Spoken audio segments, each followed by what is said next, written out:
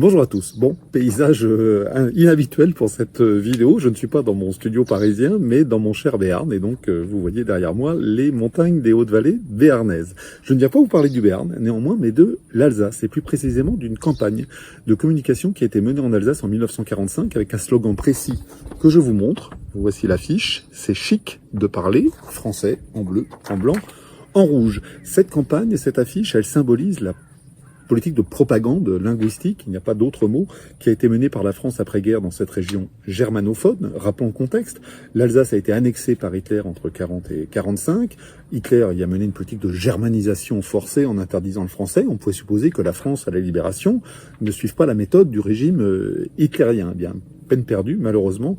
Nous allons faire la même chose au profit du français, évidemment, concrètement. L'allemand va être interdit à son tour dans les administrations, etc., et notamment à l'école. Et ça, bien sûr, c'est décisif. L'allemand est interdit à l'école. Ça n'était jamais arrivé dans cette région depuis le Moyen-Âge, où l'école, quand l'école avait été créée.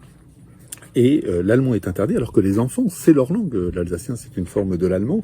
Et la majorité des enfants arrivent en ne parlant que alsacien. Et ces enfants sont punis, parfois de manière corporelle, avec des coups de règle sur les doigts, des punitions de ce type. On a même des témoignages d'enfants à qui on est obligé de manger du savon parce que l'instituteur leur disait qu'ils parlaient une langue sale. C'est absolument affreux. Des enfants de 5 ans, 6 ans.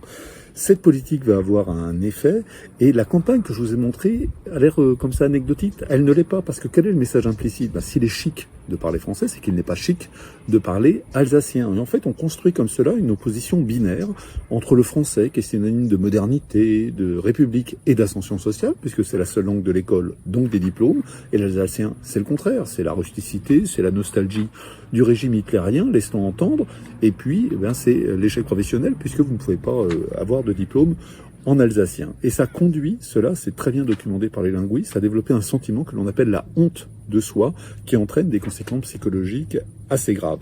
Le résultat, quel est-il? Eh bien, c'est qu'aujourd'hui, si encore une bonne partie de la population alsacienne parle et comprend l'alsacien, c'est un effet d'âge, de génération, simplement, eh bien, 95% des jeunes enfants ne le parlent pas, ne le comprennent pas.